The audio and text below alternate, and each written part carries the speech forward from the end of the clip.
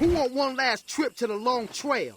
Tekken 8 game director, which is Harada, reveals details on new and returning characters joining the roster. In this section here, they kind of established that they're revealing a steady line of characters. The excitement for Tekken 8 is growing, and that Azucena is a mixed martial artist, a MMA fighter, and Raven is a secret intelligence agent specializing in ninjutsu. Her full name is Azucena Milagro Ortiz Castillo. Hopefully I pronounced that right. That is a long but beautiful name. Also known as the Coffee Queen, Azucena is the only daughter of a family running the Ortiz farm. She breaks into the world of MMA to serve as a poster child for the family's farm. What's very interesting to note about this is that this confirms that the King of the Iron Fist tournament is returning. In Tekken 7, the Iron Fist did not conclude. Also in Tekken 6, it did not conclude. In Tekken 8, will it also not conclude? Judging by the story so far, all the destruction in the stages and whatnot, I would be surprised if that thing concludes. Azucena fights with a sly and unconventional movement that's based on MMA techniques. Her signature move is Liberator. She shifts into a stance where she can no longer block, but instead instinctively deflects and dodges her opponent's high and low attack. This special stance and her movement allows her to keep opponents from gaining momentum. The Liberator becomes more powerful even in heat, where Azucena automatically launches a counter hit after dodging, putting more pressure on her opponent. What I want to see is, what about a string that's like a high mid.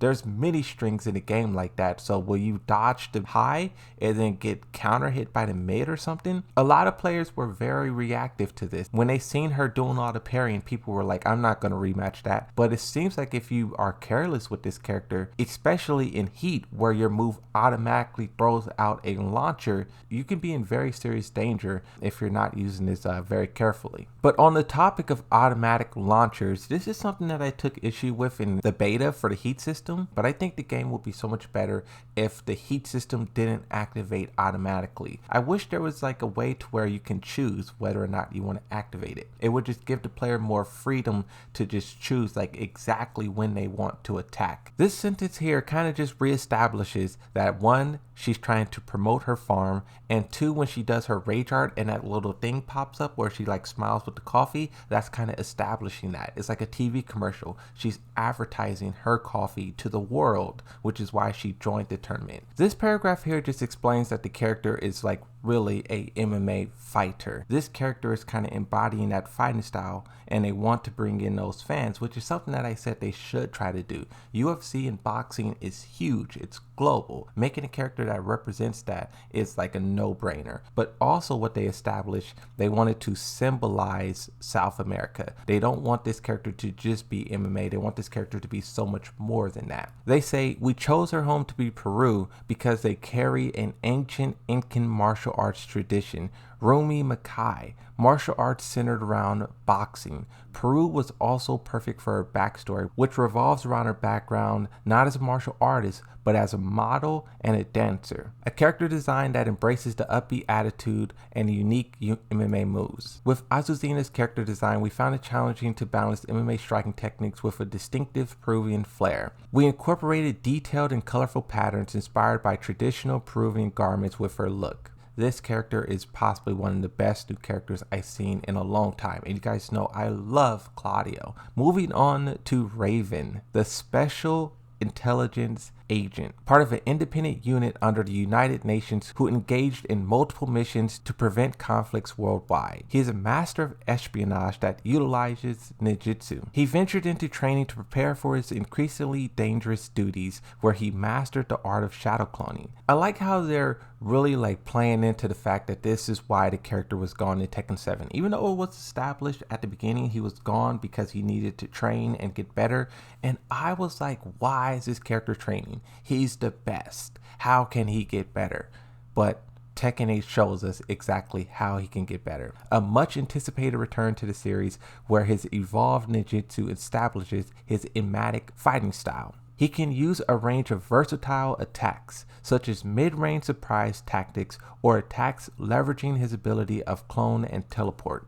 I guess this just means like when he's popping off and you see just like 3 clones on the screen, I guess that's what it means. When he's not in heat, it'll probably be 1. When he's in heat, you're going to be getting punched by 4 different Ravens. He is recommended for players who enjoy tricky movesets to toy with, or those who enjoy controlling the pace of battle. This makes me excited for Yoshimitsu, the fact that they say tricky moveset. The reason you have a big roster is to make every character like different and distinct.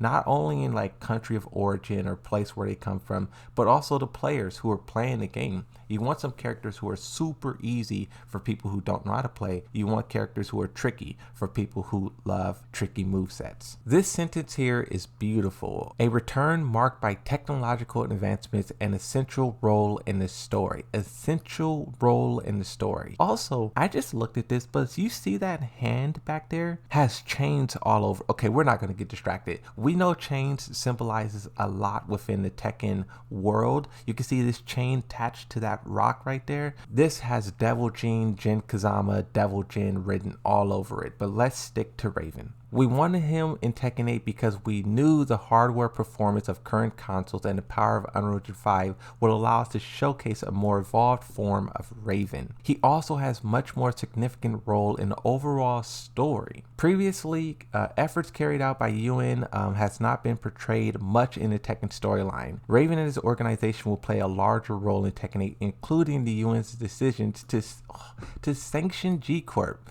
a relentless conglomerate led by G-Corp. Okay, so look, I won't mention any leaks, but Harada said that Lita was supposed to represent the government. Whether or not that character makes it into the game is unknown, but right now a character and organization that will be representing the government, like justice in a way, is Raven. Now the thing about Raven was one of the only non-Mishimas to fight Heihachi. Raven didn't lose the fight. Raven was simply like called off. He was told to retreat by whoever's in his ear. This guy, especially after having the power-ups that he has, is probably going to be a monster. And I wouldn't be surprised if he was able to, like I said before, you have Raven, you have Paul Phoenix, and you have, let's say, Harang team up on Jin. They will win that fight. Raven's character design was based on a concept that shows his profound and massive physique. Massive physique. They keep talking about his physique. Hey, yo. We were cautious of the contrast between his chest armor resembling his muscles and the leather pants while incorporating the elements that portray passage of time and the events that may have occurred when he was absent from the canonical story. There are also new visuals like ink slashes during his fight sequence. So scrolling back up and looking at this image, I think what they're talking about is how they make his design blue. Normally he has on all black and the character can kind of just like blend. That's just what happens when you make a character all one color, whether it's all red like Gigas or all just one color, the character seems to like kind of blend. So they kind of wanted to give him some gold, give him some blue, give him some black, just to make the character like pop a little bit more. Like even in this image here, he still looks like all black. Like the blue is kind of like a dark blue, but it's just like a little bit better now. The gold is hidden.